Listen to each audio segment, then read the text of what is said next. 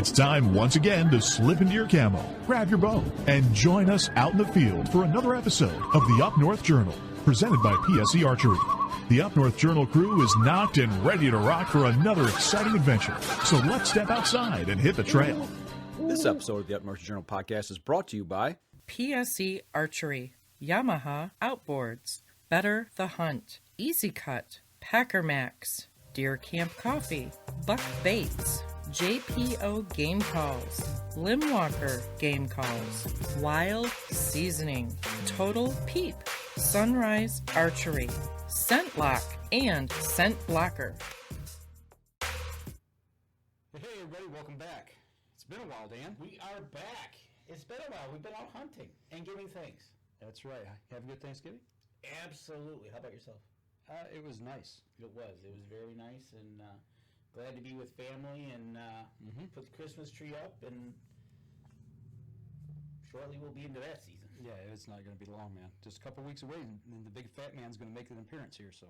That's right. I tell you what, it's been a great hunting season. People have been watching us on Facebook. They know we did well. Yeah, we'll have to, not next week, the week after, we can do a recap. We'll definitely do a recap in 2 weeks. Next week we got another interview scheduled, and I tell you what, it's glad to be back in the chair. It is good. All right, let's see here. I'm just taking a quick peek at, okay, I'm going to share this, and then we will get rocking. Mr. Robert Ellis, Denise, Tony, all in the cabin tonight. Welcome. Thanks for joining us.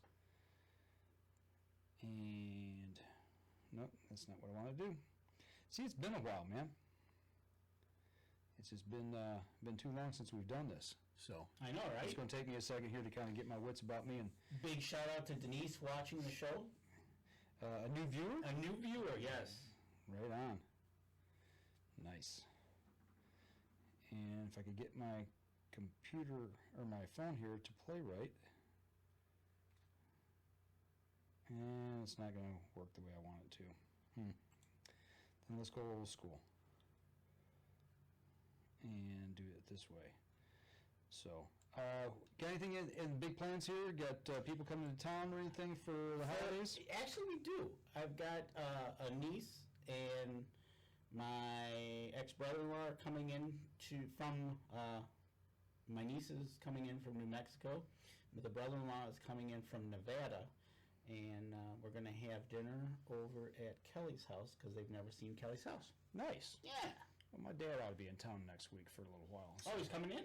Yeah. That's awesome. I'm going to be here for Christmas, but I'll get to see him, so that's nice. There you go. All right. Are you ready to kick this thing off? Let's do it. All right. Let me hit the little record button here, and hopefully we can get this thing going. Yeah. And now this computer doesn't want to play nice. Right. I tell you what, it's been interesting weather. We've had snow. It was 50 today, and now we don't have snow. So welcome to Michigan. Right.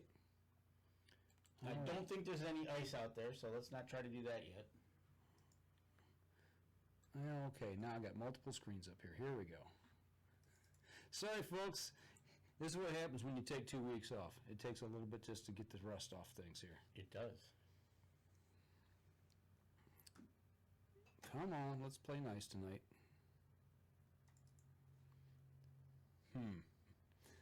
Oh, there we go. And get rid of that. Tammy's on. Hey, Tammy, how's it going? All right. Here we go. Stand by. 3, 2, and 1.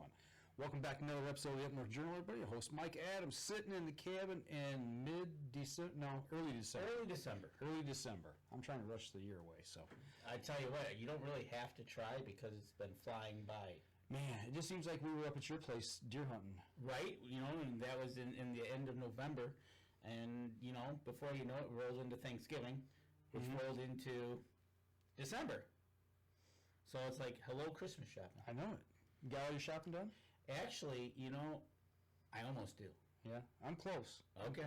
I think the kids all want cash. Go figure. So. Right, exactly. Well, but speaking of shopping, should we give our supporters a little hit the. Great Christmas gifts here. I say we get to it and get some people some savings. All right, that sounds good to me. I tell you what, folks, Buck Baits, they've got their brick and mortar store down at 15 in Dodge Park in Sterling Heights, Michigan. If you can, get over there and check out the store. They've got a ton of stuff in that store. But if you go on their website, buckbaits.com, and use the promo code UNJ20, you will get 20% off your order. A great Christmas gift here. Why don't you get the Packer Max? Give Lincoln Rowan a call over at Packer Max, or go to packermax.com. Use the promo code UNJ25. Get you $25 off your order. Nothing better than a great stocking stuffer from JPO Game Calls. Get over there. Check out the website. Use the promo code UNJ10. You'll get 10% off your order. And that Christmas dinner is coming up. Why not throw some wild seasoning on it? Use the promo code UNJ2021. Get 10% off your order there. I used some last night. Did you? Yes, I did. What better way than if you're out kayaking Yep. than to stay warm with Deer Camp Coffee, right? So That's right. Get over to right. So get over to deercampcoffee.com. Use the promo code UNJ10. You'll get 10% off your order. And don't forget, we have our own blend over there, the medium roast Up North Journal blend. Absolutely. And I tell you what, if you hook over to my screen real quick, we're going to take a quick peek into the 28 degrees of Newberry. You would do this to me here. Throw me a curveball. Right. It's 28 degrees up in Newberry. There's the live cam. Downtown Newberry, FM 123 FM up in Newberry carrying the show.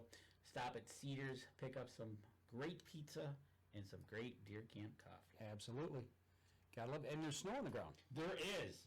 It's only 28 up there. It's only 28. It's 40 here. So Right.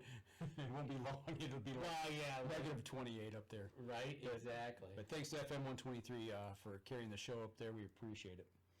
So, I'll tell you what. Let's just get into this thing, You know, man. absolutely. Let's get in. We got a interview waiting in the wings. We've talked to 3 out of 4 of the Yamaha friends we've met in the beginning of the year. But what better way to wrap it up than having the man, the myth, the legend, Robert Blosser on to wrap up the year. How's it going, Robert? It's going good, man. I don't know how to follow that introduction, though. Danny sets him up, man. He does a nice job setting you guys up. Yeah, I'll take it, but I'm not sure it's all true, right? Oh, you know what, my friend? I tell you what, we've been watching you guys since April when you guys were here in Detroit, and you guys have done a wonderful job for Team Yamaha and the way you guys have all fished and worked together through everything that I think has been thrown at you in one season, and the kitchen sink. The kitchen sink. Yeah, that's a good way to sum it up. But yeah, it's definitely fun to live out your passion, right? It's great to enjoy what you do, and it's great to enjoy your work. That's for sure. You know, looking back over the year, we've talked to all 3 of you guys now, and you're the 4th, but let's start at the beginning of the year. You know, you're going into this. What was your thoughts looking at your schedule ahead of you as to, okay, my object is to get to the championship in October, you know? What was that thought process you were starting to walk yourself through going into all these different spots? You know, this was, it wasn't necessarily how do I get to the championship, right? This was a whole new format. This was a whole new everything. And the closest thing I can compare it to is anybody's rookie season in the big leagues, right? This was figuring out how to be the most productive in a completely foreign format. You know, I've spent 13 years, 14 years approaching tournaments the same way. And this year, throw everything I knew out the window about tournament strategy and try to develop new plans, new strategies, new ways to go about things, because nothing like this has ever been done before.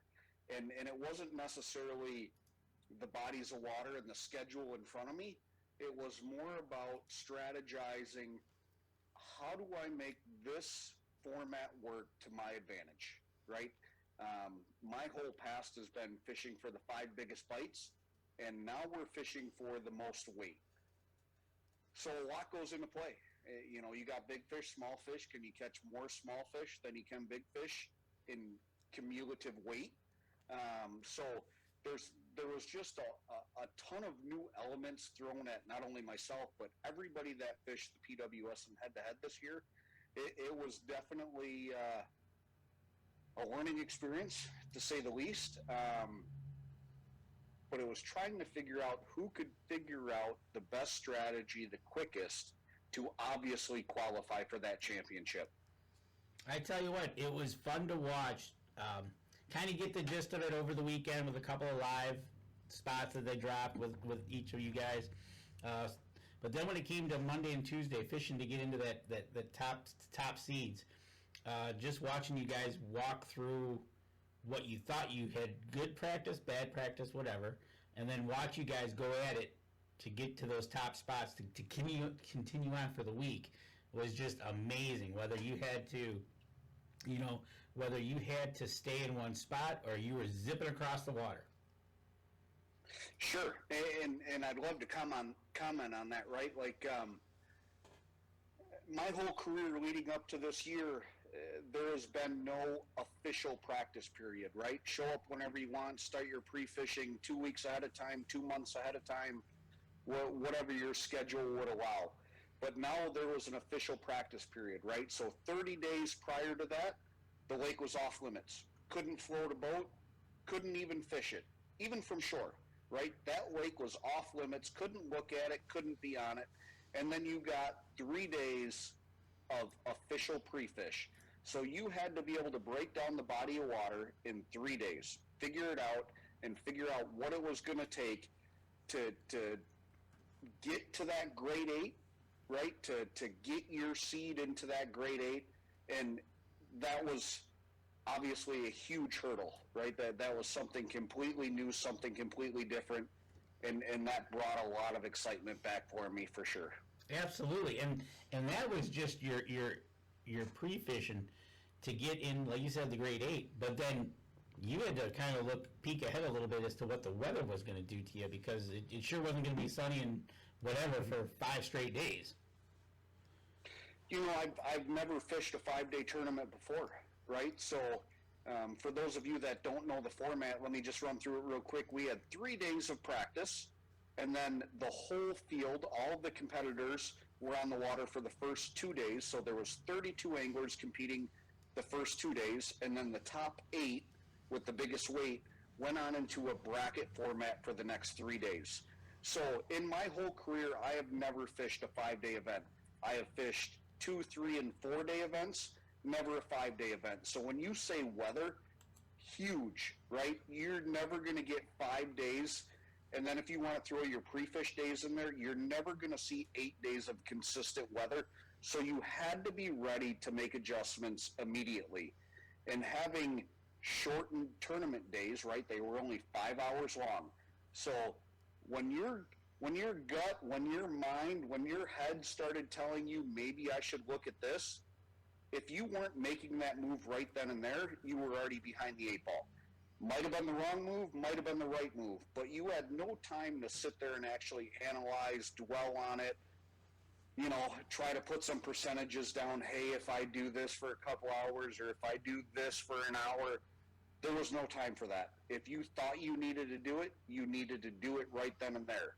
And the other thing that really made a difference and was just a whole new atmosphere was to have the entire field's live weight at your disposal. You knew what each one of your competitors was doing at every second. Every time they would catch a fish, you would know. You would get an update. You knew exactly where you stood against the field at any point in time. And obviously that helped you make those moves and dictate what you were going to do, whether you were going to try to mash the gas or whether you were going to, pedal it a little bit. Maybe you had a comfortable lead and you wanted to save some fish. But that was really the exciting stuff for me this year, was a whole new format and a whole new strategy. And honestly, I can't wait for next year. Talking about that, mashing the gas or laying back a little bit, I got to imagine that the amount of pressure, it's just got to be incredible. But not only that, to make those choices on the fly, the guys who probably had the most success, I would think, would have more than just one or two things in their back pocket. They probably got several things in their back pocket. In case one thing doesn't work, they can immediately start switching and go into that second, that third, maybe fourth thing to make it happen. There was absolutely no way you were going to win one of these events with one magic spot. It just wasn't going to happen. Because I think every fisherman can relate that you may have a honey hole, right? You may have a magic spot, but the odds of that producing 5 days in a row are slim to none, right? We get a weather pattern come in, we get a wind change direction, whatever it may be. It's very rare to see one spot produce 5 days in a row, especially a tournament winning weight 5 days in a row. So if you look at all of the guys that not only won the events this year, but finished well consistently, it wasn't off of one area. They had a pattern of some sort figured out, or they had a good milk run in place, and you had to literally fly by the seat of your pants to make it happen. Absolutely. And if people want something to do this winter, a big shout out to Head to Head and Andy Cleveland over there in that group over there. They did a fantastic job with you guys and actually doing the commentary as well. But go back and watch some of these tournaments and watch how, like, one tournament you were here in Detroit, the weather was not the best, all the way to the algae bloom in New York in October. Floods in Nebraska, and it was just heat. One day was heat, and then you just got to go back, kind of skim through the last season to prepare you for next season, because I think next season is going to be just as good, if not better. But that weather, and like you said, you had to have the go-to spots with an S. Yeah, and don't get me wrong. I fished areas in the tournament I'd never even looked at pre-fishing. Right? It's just going by the seat of your pants. It's looking at a topographical map. It's putting the puzzle together during the tournament, right? Because in 3 days, you're not going to unlock every key to a lake. I don't care how big or small it is. And when you add weather as a factor. But when you have to put it all together, even during tournament hours, that's what makes it really challenging. And then on top of that, right, no live bait. We were not able to use live bait. And as a walleye fisherman, live bait are staples, right? But this was great to be able to say, throw the live bait off the table, run what you brung, and make sure it's artificial, and go catch what you can. And when we stack up all these anglers who are phenomenal anglers, and everybody tries to accomplish the same goal, which is obviously winning the event, you see guys either excel or fall on their face. And that's the beauty of watching the live event play out. Yes, there's definitely going to be down times. There's going to be slow times. But that happens during fishing. But you get to see the highs, the lows, the entire roller coaster of emotions that everybody goes through. Absolutely. I tell you what, we're coming up on our first break. And when we come back, we're going to entertain that emotion roller coaster when we come back. All right, we're going to take a quick break. We'll be right back after this. All right, everybody on Facebook, got any questions for Mr. Blosser? Pass them along here in the chat, and we will pass them along to him. But, so next season is going to be a good one. I get the feeling. It's going to be like Days of Our Lives. Oh, man. I'd rather have Days of Our Lives than General Hospital. Oh, please. Come on now. Or will it be, Now you're aging yourself. or will it be As the World Turns? As the lake churns, right? There you go. We'll put a spin on it, so to speak. Oh, jeez. Leave it to you, Danny, I swear. All right, here we go. Stand by. 3, 2, and 1. Welcome back, second segment of the show. Talking soap opera here in the break, for those of you on the podcast. Absolutely. You talk, like Robert said, we're showing our age, but that's just what happens when you go over to Grandma's, and that's what right. she's watching, right? Yeah. But I tell you what, The emotional roller coaster of watching this event was pretty hard on ourselves. I tell you what, it was interrupting my work. You were interrupting me watching. A lot of times he would be texting me while I was actually watching on my phone. Not that I would watch at work. I would never do that. But I'm like, quit texting me, man. Especially when you guys get down to the final, 5 minutes and you're only a fish or two apart, and he just kept breaking up my feed. So yeah, it was kind of like a soap opera. We were in the middle of it, thick and heavy. And for you guys, I can't imagine. You mentioned that you had the live weights, of all the other competitors, or the person you're going head-to-head with in the later rounds. What does that do to you if you're ahead or behind? I mean, do you think differently? Absolutely, right? I mean, if somebody's going to sit here and tell you, no, I'm just going to go stick to my plan and, do what I think is right, come on. Let's be real, right? When you're looking at a live leaderboard and you're getting your tail kicked in, it's time to make a change, right? Like, you're not just going to sit there. But on the flip side, right? Fortunately, I was able to be in the position a couple different times this year where I thought I had a comfortable lead and was able to go do more pre-fishing, go do more exploring, try different things to hopefully give me an edge for the next day. Mm-hmm. And I think that's something very unique that we don't get to see in tournament walleye fishing. Oh, absolutely. When you're able to kind of pedal it a little bit, so to speak, or pump the brakes, it's a whole new element that people usually don't get to observe in a recorded setting, let alone a live setting, right? Mm-hmm. All of this happens live. And to be able to watch, anglers go through the thought process of what they're doing, why they're doing it, and exactly when they're doing it is pretty special. Absolutely, and I tell you what, we wouldn't, when you're under that pressure pack situation of not being able to pedal it, you can pedal it, but you want to go try some pre-fishing. There's nothing better than what you guys are running on the back of your boats with the consistency that you need to get that boat motor started, right? Obviously, man. I started this game in 2005. I started fishing professionally in 2007. And out of all of those years, I've run Yamaha product all except two. And I'm not trying to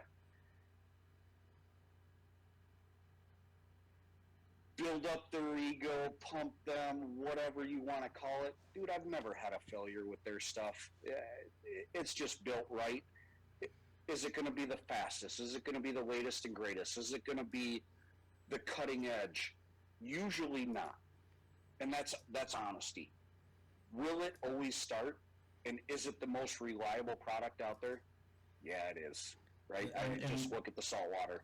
Look at the coast. The saltwater tells the story. And when you look at these guys that run hundreds of miles offshore, look at what's on the back of their boat. And there's a reason it's there, right? It's pretty easy. Exactly, and that's when you gotta drop the key on that motor to get that motor up and running, because you need to run across the lake because you got 15 minutes to go and you better put 4 pounds in the boat. You need something reliable. That's exactly it, right? Every second counts during tournament hours. Literally every second. And whether it's preparation the day before, knowing you've got 30 rods ready to go so you don't have to take 45 seconds and tie a new bait on, because that's 45 seconds that you may have caught a fish. Goes right back to what you're saying about the motor. When I turn that key, it's going to start. And when I give it gas, it's going to go. And that's what has to happen to be successful. Yeah, you don't need to be sitting there for 32 seconds trying to crank the motor over, waiting. No. You need to get up, go, get to your next spot, and hopefully put that fish in the boat, or get it up over the gunnel before time expires. Yeah, well, seconds equal another cast. Right? Exactly. That's exactly it. Time is precious. Time is money, and you have to make the most out of what you're given. And I've been fortunate enough to work with great companies in this industry. And there's a reason I use what I use, because I know it's going to maximize my time, and it's going to give me the best odds to put me in the position I need to be. There you go. You know, and that's just, you know, it's been a consistent message we've had with you guys now for the entire year about Yamaha. And that just says kudos to the Yamaha team, Yamaha, the engineers, and everybody from A to Z over there, that these boats' engines need to be reliable. Absolutely. And everybody says it, right? But it is true. But it goes down to every product they put their name on. And here's the other part of it. It's even shown live. When you guys are fishing and you see you jump into the driver's seat and you turn that key over and you tell the cameraman and the official to sit down, we're moving. There's no editing, right? There's no editing room floor. None of that is cut. It's live. There is so no. If you're going to see a failure, you're going to see the failure happen. Yeah. Right.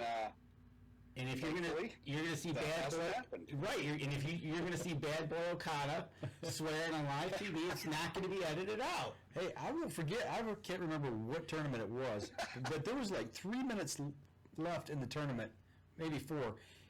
He says, "Sit down, guys. We're moving." And I'm like, "What?"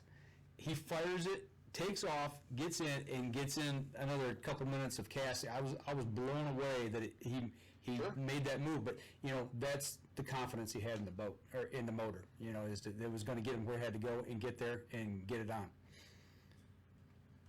It's got to be there. I mean, it's no different than a carpenter's hammer, right? It's no different than a truck driver's, you know, tractor, right? Like it has to work for us to do our jobs. That's what it does. Will you run your boat all year, or are you gonna have some downtime with some ice over there in Wisconsin? You know, my boat will get put away for a few months. Okay. I do have a smaller boat that I fish out of during the winter. I've got a little 17-footer, but I've got a 70-horse Yamaha tiller on the back of that. So that's kind of what I use to stay on the rivers that are still open, like the Mississippi or the Wisconsin River. Anything that has like, you know, hydro dams on it that are producing electricity, they always keep water flow going through them, so they don't ice over. And if you get a little skim ice, usually it's pretty easy to break through. But me personally, I'd rather be cold in a boat than cold on top of the ice. There's just something about staring through an 8-inch hole that really doesn't get me excited. Oh, come on now. You're not going to come and do some ice fishing with us this year? Come on now. You know, I do a little, and if I get more than 4 trips in a year, that's a lot for me. So, that's a lot for us too, because we don't have any ice to speak of. You know, we'll chase some panfish, but like I said, I'd rather be cold in a boat and be able to move and do what I want to do than be stuck looking down one little hole. You know, and then there you go, from the tiller motors all the way up to the big motors you see out in saltwater. You know, the Yamaha is most relied upon, and that's the message we're trying to get to these people, that give it a try if you haven't. You know, we tell everybody, you know, go ahead, try it. If you don't like it, then at least you told us you tried it. But don't take our word for it. Just try it. I don't think you'll ever hear I don't like it, right? There's a reason there's so many of them out there. Right, exactly. And then, like you said, you're going to be taking one out, and it's probably going to be January or February, whenever you're going to be out on there. You and Brett are going to be 2 little popsicles out there, but sure. But you'll be catching fish, and you'll have a good motor. So, you know, it's one of those things. It. So there's a picture that I see Mike's been showing. I want to switch gears a little bit to your equipment besides the motor and boat. I know which picture you're talking about. There's a picture of you casting a rod, and it's got a heck of a whip to it. Now I know exactly what picture you're talking about. That was probably one of the most memorable tournaments I have fished in my career. Really, my question is, how important is that whip to you in a rod? That's you know, so what I'm actually using there is a JT Outdoors 6.9 Black Rain, and that was the Mille Lacs tournament. I'm not going to say people have to go out and spend a ton of money to have fun fishing, and that's absolutely not the case, right? Like, do whatever you need to do to get out fishing first and foremost. But once you get bit by the bug and you want to elevate your game, there's something about high-end rods that really open your eyes. And I'll be the first one to say for 3/4 of my career, I never used a rod that was more than $150 retail. And I thought I was fine. And it wasn't until JT Outdoors put a really high-end rod in my hand, and I got to spend some time with it, that I honestly realized what I was missing and what you can actually feel, and the difference in, I don't want to say fishability, but just the knowledge and the what you educate yourself on. You feel every little bottom transition, every little rock, pebble, boulder, piece of wood. Is it muck? Is it sand? And all of that stuff telegraphs through. And when you actually get a hold of your first high-end rod, and they're not cheap, right? But if you've never fished with a really high-end rod and you're an avid fisherman, it actually blew me away as to what I was missing. And it may sound petty, but I've become a better fisherman because of it. I really have. That tournament speaks for itself right there. That was one of the funnest times I've ever had. Those 5 days were absolutely off the chart. And for whatever reason, we got dialed into that bait you see on the end of that rod. And it's a piece of plastic, right? It's a rage swimmer in blue bug. And for whatever reason on Mille Lacs, that's the deal. If you're going to go to Mille Lacs in midsummer and you don't have that, you're in big trouble, right? Like that bait's legit. There was a live bait tournament that was going on 2 days afterwards, and the weights we put up with that artificial bait actually outfished the live bait, really? The dollars, the chubs, the leeches. I can honestly say, like, I've never seen that hold true at many other places, right? A magic bait really doesn't exist, but for whatever reason, that one right there was special on that body of water. I don't know if it's water color, water clarity, what the fish are eating. You know, it wasn't the obvious combination, but it was the real deal there. And obviously the results and the weights speak for themselves. So anybody heading to Mille Lacs, make sure you got some of them, because that was the ticket. It was actually kind of heartbreaking to have to show it live, because normally in these type of tournaments, right, we might you might be able to keep a secret like that under wraps for a couple of years and maybe get a couple events out of it. But you know, when something like that fires that well, everybody knows about it really quickly when it's streamed live, and it was the real deal. And I haven't seen that happen very often. I'm not gonna lie, that was part of the fun on Friday, after the thing settled down, and then it was almost like a big reveal. And what were you using? And it was like, well, I didn't want any of the competitors to find out, right? Mm-hmm. Like, we did everything we could to hide that bait for the first 4 days. Yep. And you know, it's going to come out, so hey, we'll tell you about it. But I'm not saying a thing the first 4 days. No, I get it. That was like the build-up. So, is watching you guys start catching this stuff, and all of a sudden, yes, it's like, well, what are they using? I don't know. They're not showing it. But so stay tuned till Friday when, you know, if like you had mentioned earlier, if anybody's got the winter blues sitting in and they want to watch a fishing show, if you're going to go back and watch any of the head-to-head stuff, I highly suggest that Mille Lacs event, because that was just a fish-catching phenomenon that went on that lake with that bait. It was unbelievable. And it was, and I'm not going to lie, after watching you guys use them, I was going up to my cabin up in the UP, I was heading over to the water, I'm like, told my daughter-in-law, we got to get some of these things, because we're going to try them out. So not only did you do it live on TV, it became a sales pitch, because we were buying every color we could. I'm like, it's just like, you know, here we go.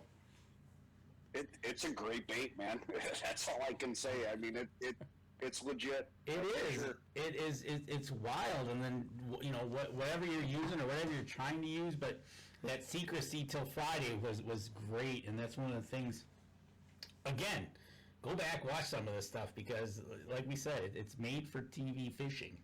Yeah, it's on Absolutely. headtohead.com. It's on YouTube, headtohead.com.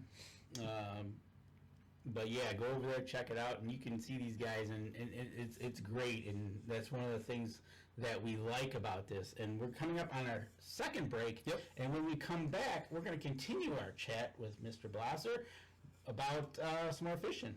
All right, we're going to step outside, take our next break. We'll be right back after this. All right, let me save this off. Tim Cius is on. Mr. Sias, what is going on, my man? All the way from West Virginia. Good to see that you're up and about here on a Thursday evening, hanging out with us in the cabin. We're missing one of our top watchers, Mr. Mark Coleman. He better be out in the woods. He's probably in the woods. It's Indiana. Yeah, it is Indiana. I think they end a week later than we do. I think. Yeah, our rifle season just ended here. So, and as we talked before the show, Robert, you said you've been doing doing a little hunting yourself. Yeah, I've been doing a fair amount. We're a couple days into our muzzle loader season now, so I enjoy that definitely. Right, the woods quiets back down. You get a lot of the people out, and typically we've got cold weather, which keeps them deer on their feet. But unfortunately, we're still 50 degrees right now, so that's not happening. But at least we don't have as many people in the woods right now. You mean the quiets back down. You mean the Orange Army has subsided? I do. I was trying to find a nice way to put it, right? Mm-hmm. But yes, that's exactly what I mean. The pumpkin patch game? Yeah, it's Yes. just one of those things. But awesome. All right, here we go. 3, 2, and 1. Welcome back. Third segment of the show. You know, we talked about what he thought of last season, the format and all that. You know, we talked a little bit. I don't know if we announced this, or we talked about it before the show, or if we talked about it during the show, but Saginaw Bay is going to be one of your stops next year. Looking ahead a little bit. For all the guys and gals here in the Michigan area, what do you think about that choice of Saginaw Bay? I mean, you guys collectively together picked that, am I right?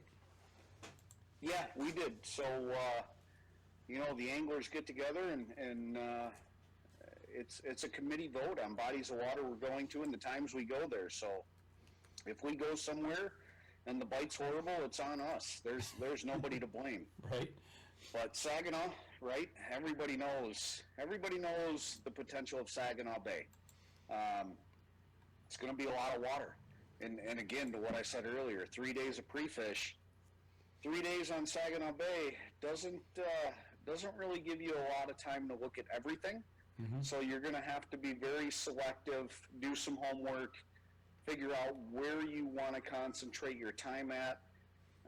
You know, depth of water, tactic, area, north, south. But the nice thing about Saginaw Bay is fish spread out that time of year. So I think we're going to see a really, really good event. I think we're going to obviously see a lot of fish caught. And I think we're going to see some different strategy at play, whether guys are fishing for numbers of small weighable fish versus guys that are fishing for a handful of big fish. Mm-hmm. And that's going to make that event pretty exciting. Can't tell you right now what I'm going to do until I get on the water and get my feet wet, but you know, that's what I'm thinking is going to play out. Mm-hmm. Who knows?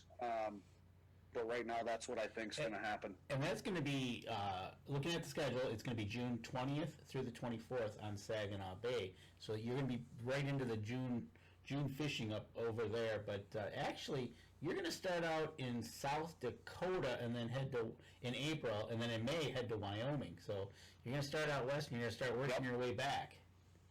We are.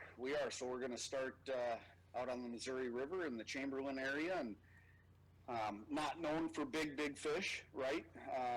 I anticipate that being a lot of fish catches, good weights put up, and I think that's going to be a pretty dramatic event where we're going to see last-minute fish catches, bumping guys in, bumping guys out. That one's going to be pressure-packed. And then when we go to Montana and we go out to Glendale, I have no idea. Never been there, never seen it. Have started to do a little research on it. You know, we're dealing with another reservoir, and what I do know is there's some big fish in there. So that one will definitely be interesting. And then, like you said, we start making our way back east. Right, and then you end up going back to South Dakota for Walleye. But would you consider Sturgeon Bay your home waters in this? Yes and no. I'm 3 hours from there, but that probably is one of my favorite places to fish. I used to spend a ton of time up there on the Bay of Green Bay. The last 5 years really haven't got to devote as much time as I like to, but that body of water still holds a special place in my heart, and it's either been feast or famine for me there. We've either gotten along really, really well, or she's not been very nice to me. So I'm hoping we're on cordial terms this year and all goes well, but once again, we'll find out. And the big question mark of next year's will be the championship, which will be announced at your last tournament in August, correct? Yeah. So the anglers collectively basically said, hey, we don't want to choose this one. We want the powers to be at head-to-head to keep this a surprise and let us know at the very last minute. And basically, everybody is going to be on the same playing field. No early research, no early phone calls. And it's going to be literally a 3-day figure out what you need to figure out, and let's go. So that's kind of exciting. It's kind of intimidating, but looking forward to it. It's something different. That's definitely a challenge, going in pretty much cold and blind, not knowing what to expect till you get there. Absolutely. So absolutely. When they make that announcement, is that going to be right at the end of the last event before the championship, or is there going to be a time between that? I mean, how soon ahead are you going to know?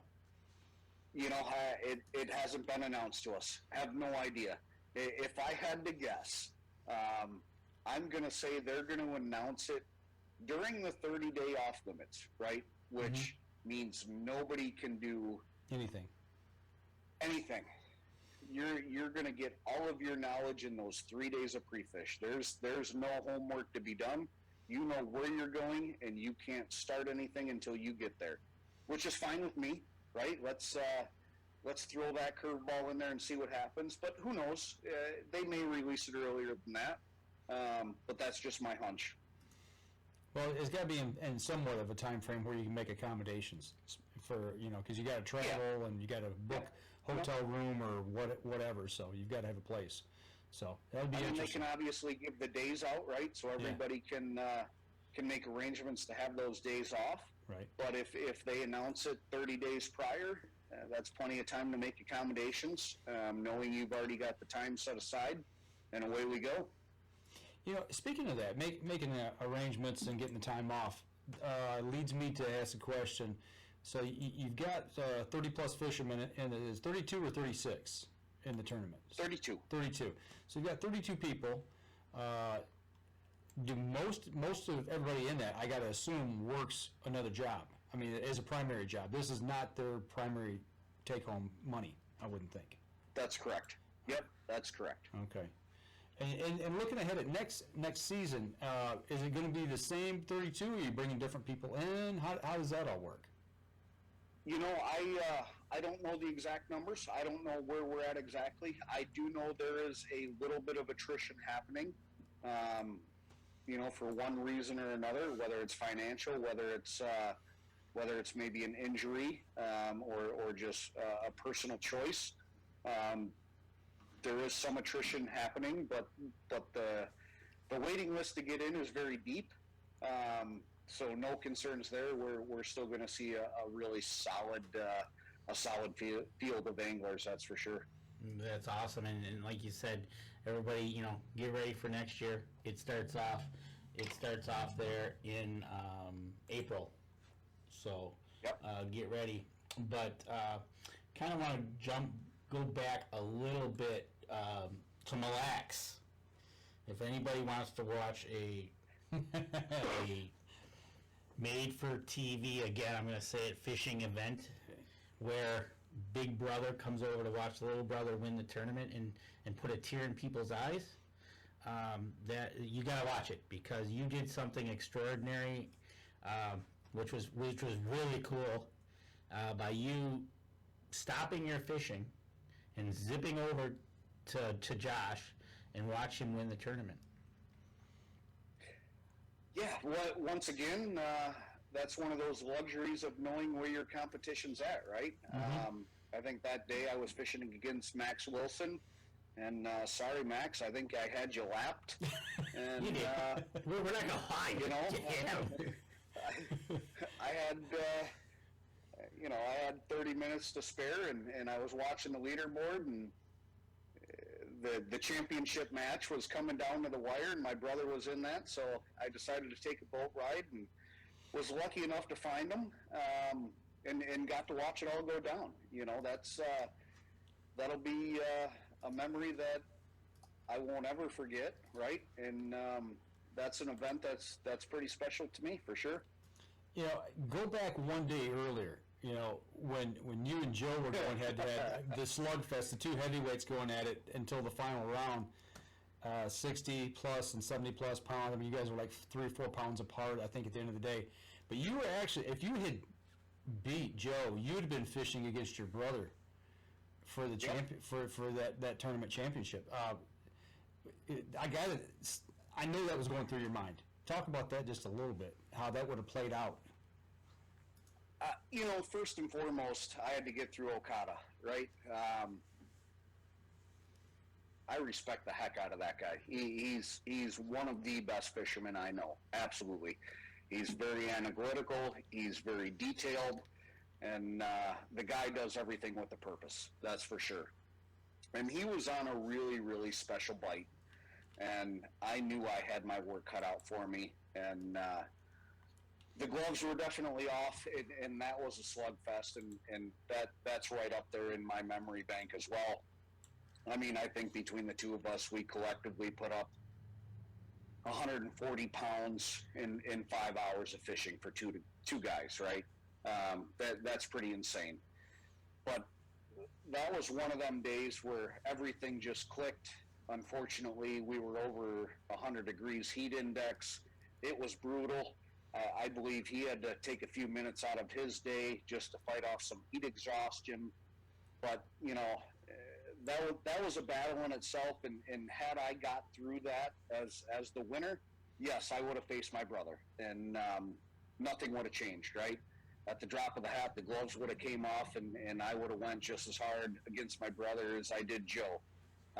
Wasn't meant to be. Maybe someday it'll shake out to be that way, but in the end, it was a great event all the way around. A lot of memories were made, a lot of records were set, and it's something I will never forget, that's for sure. I tell you what, when you jumped into his boat and gave him a hug and he kind of broke down a little bit, it was one of those special moments that you and the two brothers have on live TV, and it was amazing. It was awesome, not gonna lie.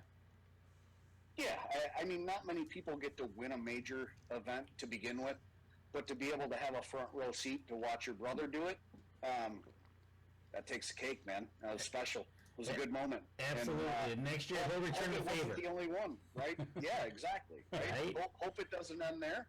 Let's keep it rolling. Right. And Steve Schwartz says, "Hey, Robert, I hope you had a successful hunting season, and I will be rooting for you, brother." So. Appreciate that, Steve. Thanks, man. Thank you very much. That's the other part of this, that as you guys are going from these lakes to lakes to lakes, and people are picking up on this tournament thing going on, you started developing a following that might have been following you in a boat or on shore, watching you guys. Sure. And that was kind of cool. And then, obviously for us that were watching it on internet, it was, you start to see these folks start to follow you guys. That was pretty cool, huh? Yeah, I mean, it's great, man. Without the support of not only family, sponsors, friends, right? The fans have to be there. Without the fans, we've got nothing. And I've always been true to that. I've always been humble about that. And I always take time out of my day. Somebody sends me a message on Facebook or any of the social media platforms or an email or whatever. I always set aside time to respond because without them, I've got nothing. And the fishing industry as a whole is a very, very tight-knit community.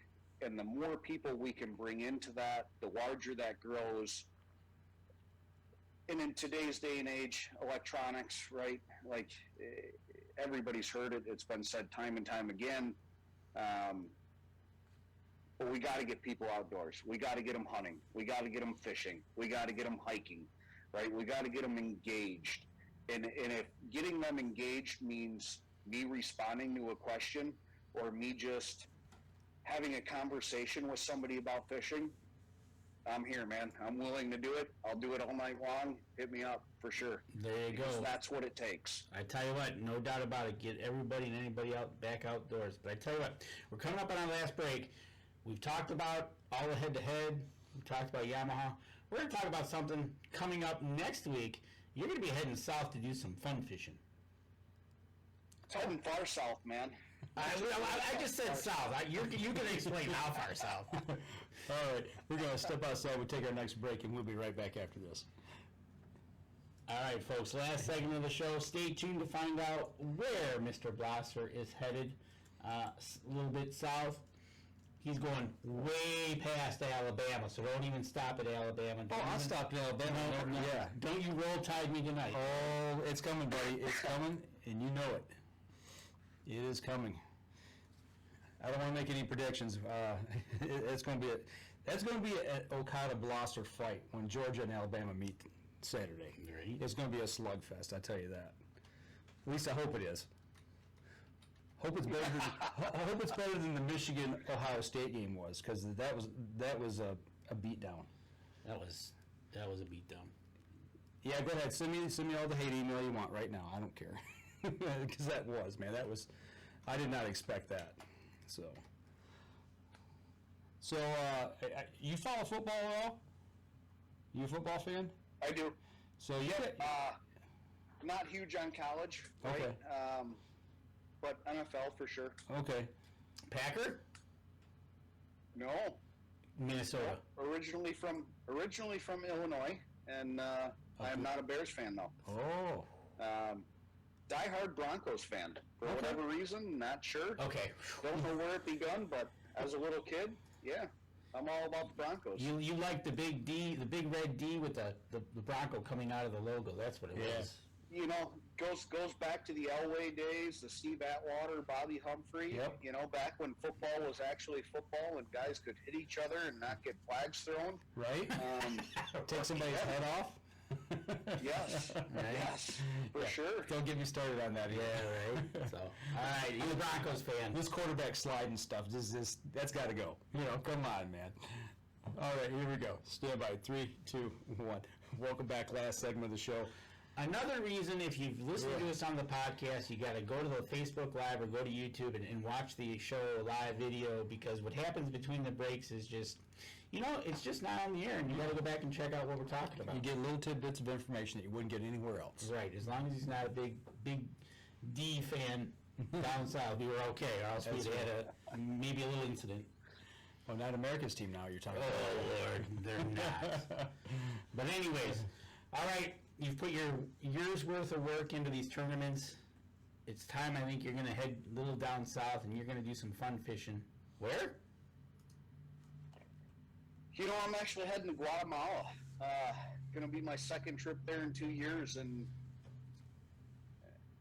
I got turned on to some very, very special fishing down there, and this is going to become mainstream very soon, and I'm trying to take advantage of it before it gets blown up and gets well known. But sail fishing in Guatemala is off the charts, and it's not very expensive, and it's a absolute blast. Now, we got a picture of a sailfish. You sent it to us just before. How big are those things? They range anywhere from, let's say, 80 pounds to 120 pounds. They're not super heavy fish, But they're great fighting fish. They're very acrobatic fish, and there's just a lot that goes into catching them. It's a lot of rigged baits, right? You're using a lot of teasers, and that's basically a bait that's out in the water without any hooks on it, and that gets their attraction, and they come up, and then you kind of do a bait and switch. You get the teaser out of the way, and then you flip a bait out there with a hook, and everything's got to be presented perfectly so they don't see the bait and switch.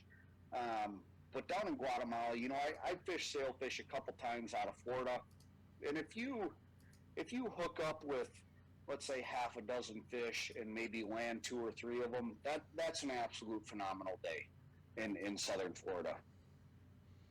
That's an absolutely horrendous day in Guatemala. That happens like 1 in 1,000 times. Wow. Last year we were down there for 3 days, and the numbers we were putting up, like we'll get 30 fish in the spread. We'll hook up with 27 of them, and we may land 23 of them. Wow. And that's an average day. That's not a great day. That's not a phenomenal day. That's an average day. Along with the fact that you're also catching Dorado, which is mahi-mahi, right? So it gets close to lunchtime. Oh, hey, everybody's getting hungry. We're going to take 5 minutes. We're going to catch a couple Dorado. We're going to fillet them up quick, and then we're going to cook them while we're catching more sailfish. And in the meantime, we may land a blue marlin, a black marlin, a striped marlin.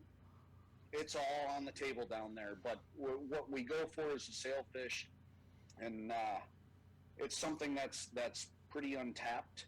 I mean, the guys in the know, the guys that know. And if you're part of the billfish community, which I'm obviously not, right? I chase walleyes. I was lucky enough to get turned on to this, but if you're looking for one of those bucket list trips and you're into billfish, Guatemala is where you need to be right now, because as soon as this secret gets out, and it's going to happen soon, it'll get overexposed, and just like everything, it'll get ruined, unfortunately. But right now's the time, and it's unbelievable. And is Brett going with you? Brett is going with. I finally talked him into going. So it's going to be myself, my wife, another couple that went last year who I'm great friends with, and then we're dragging Brett along with so he can see what it's all about. So you're probably going to ruin him too. So next December, you're all going to be going back. But probably, yes. Hey, probably. It's a good relaxing trip after a year of tournament fishing. But how long, like when you hook up one, how long to boat one of those things? Because we see pictures of them dancing and doing all the acrobatics. But how long is it, like, typically to get it to the boat? You know, that's a great question, and it all depends on the captain of the boat and how much he likes you. That fight can last 20 minutes, or he can just absolutely hammer down in reverse, back down on that fish, and make your arms burn like they have never burned before. Wow. Because you're trying to keep up with that fish and not get any slack in the line. And it may be over in 3 minutes. But it just depends, right? The captain kind of dictates the fish landing procedure. And there were times you'll have 2, 3 on at once. And that's when it almost becomes like an orchestrated dance in the back of the boat, because people are going under each other, over each other, trying to keep lines from crossing. And the captain's also figuring out which fish is in the best position to back down on and get that fish landed and then deal with the next fish. So it was really cool to see for my first time last year, and I have a much better understanding about it now going into it. But it directly relates to any of us doing freshwater trolling, whether it be for salmon or walleyes, and manipulating inline planer boards and, you know, staggering those boards or moving boards and trying to land multiple fish at once. And it was pretty cool to watch how all that is semi, you know, the same. It's all relatable. But then again, we're dealing with 100-pound fish on the end of the line and in a much bigger boat. And sometimes a much overzealous captain that wants to land as many as he can, so he's going to burn your arms up as quick as he can. But that's all part of the fun. So with 3 fish on, you guys are all standing in the back of the boat, reeling down on these fish, and it's just a matter of what he decides. Correct.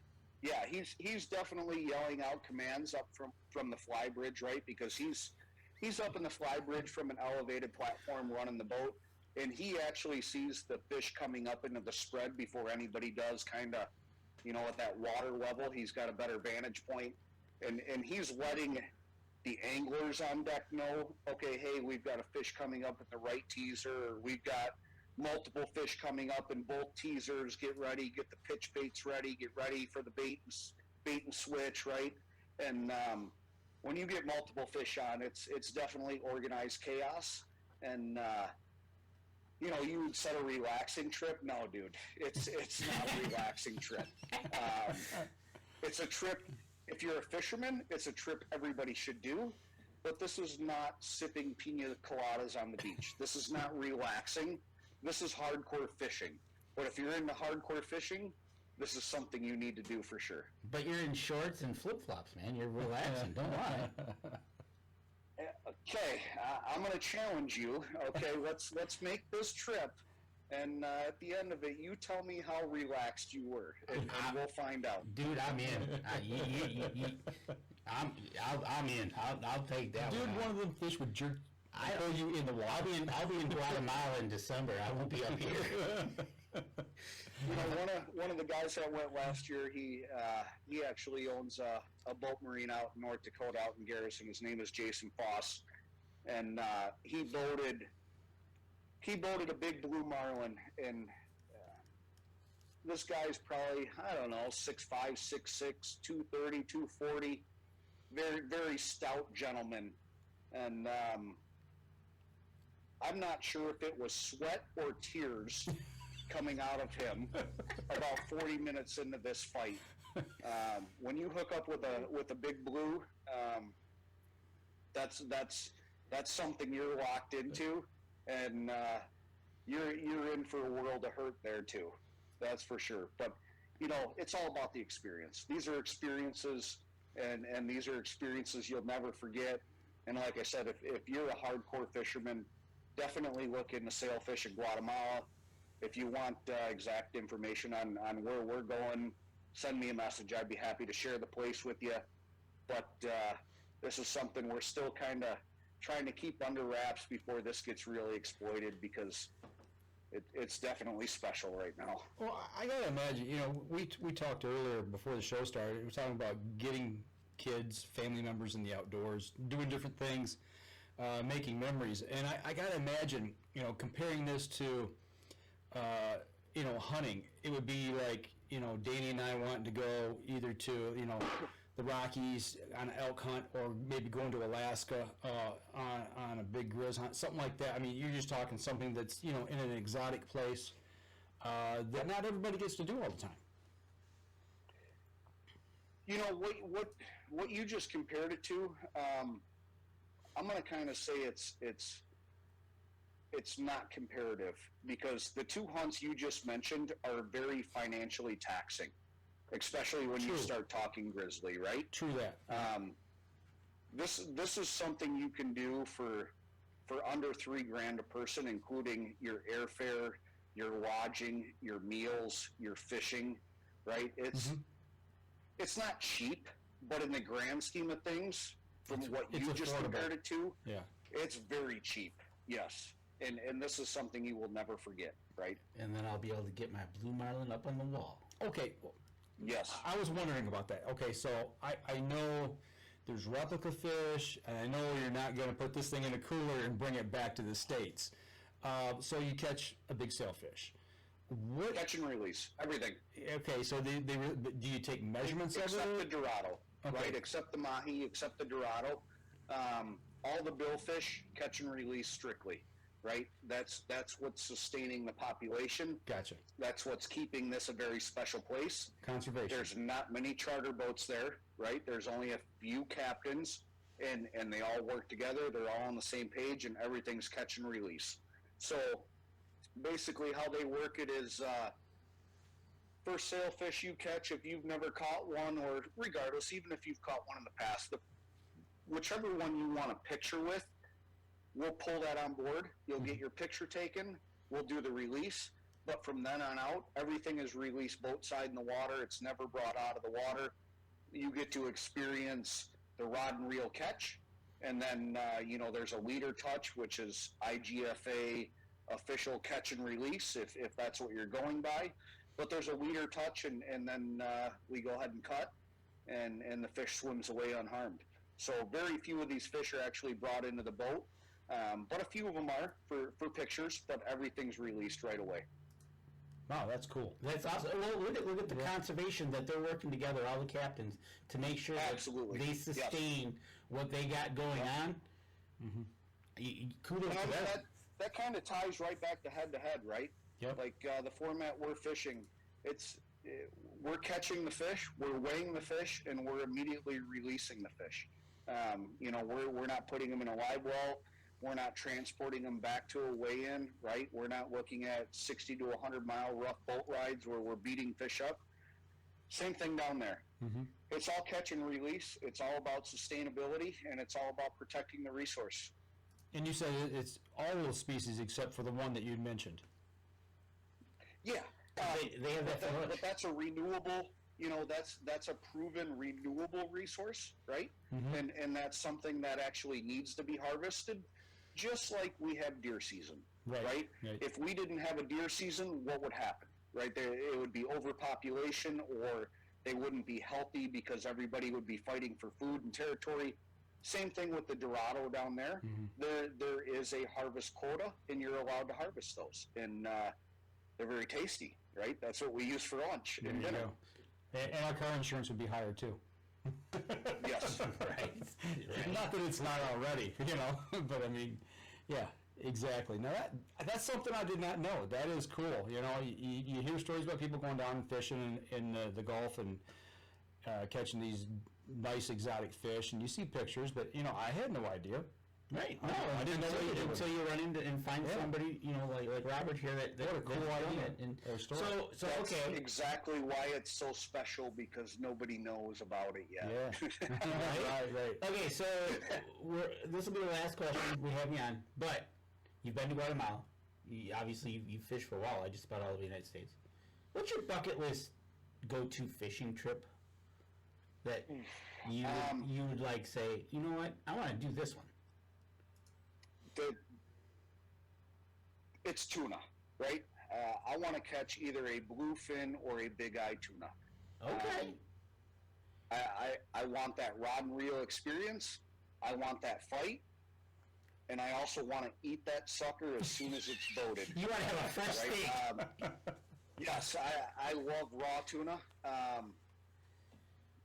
But, there's only a few places in the world you can find either bluefin or big eye. And if you're looking for a grander, right, that's the slang for 1,000-pound tuna. Typically, you got to be in the Hawaii area. Never been down there, never done it. So if you're going to ask me on a bucket list trip, it's probably going to be to go target a grander big eye tuna for sure. Okay. Oh, and I hope it comes true, because it would be awesome to hear that story about how you boated it and instantly grabbed your knife and ate it. That's exactly what's going to happen, too. That's like fresh back straps over top of a little fire. A little fresh sushi. Right out in the field. Pretty much. Right? So, yes. I tell you what, Robert, it has been a great hour with you. Glad to have you on the show, as usual. Glad to have all 4 Yamaha guys on this year. Follow you guys through this tournament that we did, everybody watched. And obviously stay tuned for next year. And if anybody's out on Facebook, look up Robert Blosser, his Facebook page, give him a share, give him a like, follow him around as he does more of this stuff. So absolutely. So I tell you what, hang on, and if we get done, we'll chat for just a quick sec. But for everybody on the podcast and the live stream both, if you're watching, listening, give us a like, follow, share the show. Do the same for Robert and his social media sites as well.